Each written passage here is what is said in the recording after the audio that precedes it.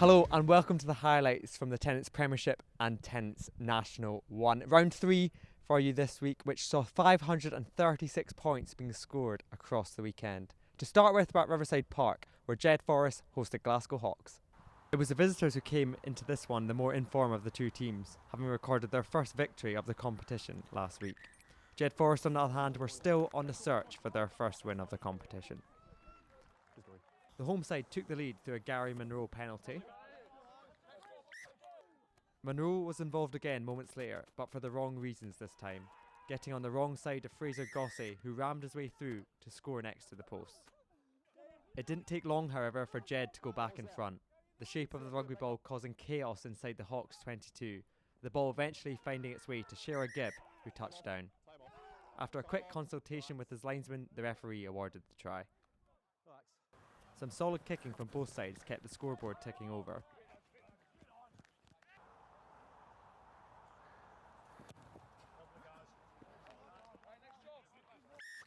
Before Paulo Ferreira crashed over to give Jed an 8-point lead going into half-time.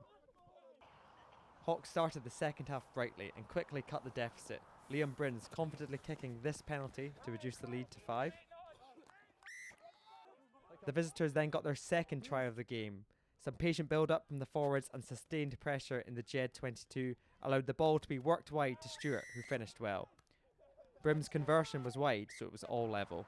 Jed were temporarily reduced to 14 men and Hawks capitalised, Brims kicking his third penalty of the match.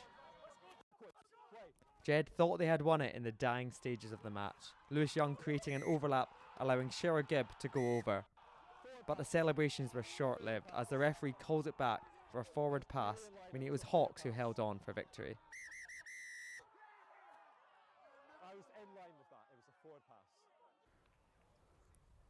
Elsewhere in the Tennent's Premiership, for the second week in a row, Hawick were involved in another 1-point game. This time they were on the right side of the scoreline. Kirk Ford kicked this 45-metre penalty, which any 10 would have been proud of, to win the game for the hosts and take home the Bill McLaren Shield. Curry's opening day defeat to Hawick seems like just a small blip. They further underlined their title credentials, emphatically beating GHA by 45 points to 0. After last week's defeat at Selkirk, Musselburgh bounced back as they entertained Edinb Accies. Both sides were equally matched, scoring 4 tries apiece, but man of the match, Danny Owinson's penalty, was the difference between the sides. Aberdeen Grammar were on the road again as they made their second trip to the Central Belt in as many weeks. Unfortunately, their long commute was not worth it, as Marr had the game wrapped up by half-time, scoring 38 points in the first 40 minutes. Marr's victory lifts them up to second in the Tennent's Premiership table, only behind Curry, who are out in front on 11 points. At the bottom, Jed-Forest and Aberdeen Grammar are winless after 2 games, but both sides will meet each other this weekend up in Aberdeen. Elsewhere, Glasgow Hawks entertain Musselburgh. Both sides will be looking to build on their victories and good performances from this weekend.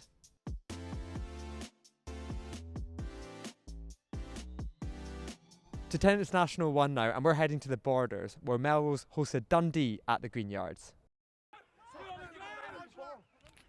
It was the home side who opened the scoring on 13 minutes. Stuart Hutchinson breaking a couple of tackles and offloading well for Gavin Wood to run in.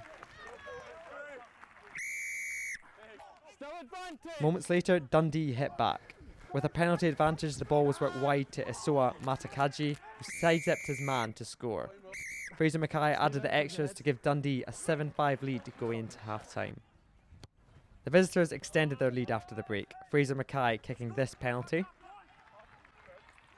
Stuart Hutchinson cancelled that out with a penalty of his own before the home side went in front. A quick tap penalty from Gavin Wood caught Dundee off guard and he bundled his way over to score his second and Melrose's second try of the game. Stuart Hutchinson added the extras and then added another penalty to increase their lead. And the points kept coming. James Brown intercepted a pass and ran from his own half unchallenged to score.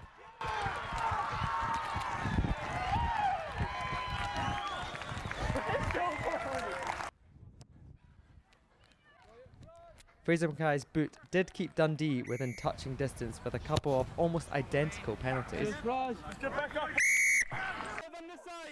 But Melrose and Stuart Hutchinson were not finished yet. the number 10 getting a try of his own to cap a brilliant all-round individual performance. The icing on the cake was added with the final play of the game. Lewis Mallon this time with the interception. Once he got going, there was no stopping him, giving Melrose their 5th try of the day and their 3rd win in a row.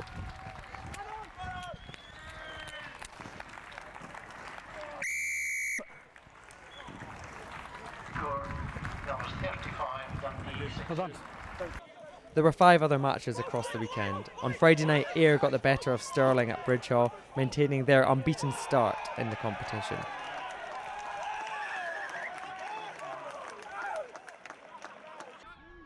Highland picked up their first win, beating Heriot's Blues in another 1-point thriller. Despite trailing at half-time, a spirited second-half comeback from the home side was finished off in dramatic fashion, taking the lead for the first time in the game with just 5 minutes to go. Gala versus Kelso was played with the intensity you'd expect from a Borders derby. The home side started quickly and ran in 3 tries. The visitors did respond, however, with a couple of tries of their own, but it was too little too late. Craig Dodd's penalty putting the game beyond all doubt. Bermuir continued their fine form on the road, making it another away day to remember, winning by 10 points in the end. At Biggar, the home side ran out comfortable winners. They secured their 3rd win of the campaign, defeating Watsonians, who are still on the lookout for their first win. Wins for Biggar, Melrose and Ayr keeps them at the top of the table, continuing their 100% record. Highland's victory lifts them off the bottom and into mid-table. Watsonians, Stirling and Carth Queen's Park are still on the lookout for their first wins. Looking ahead to the weekend, and it's a top-of-the-table clash between Ayr and Biggar. Elsewhere, Dundee hosts Carth Queen's Park and Melrose travel to Marrside to take on Watsonians. So 3 games in and already there's a few storylines beginning to emerge in both the Tennent's Premiership and Tennent's National 1. In the Premiership, only 2 points separate the top 5, with everybody having lost at least 1 game so far. And in National 1, all eyes will be at Millbrae, where Ayr hosts Biggar. Both sides looking to continue their 100% winning starts. Who will continue their winning start? Join us next week to find out.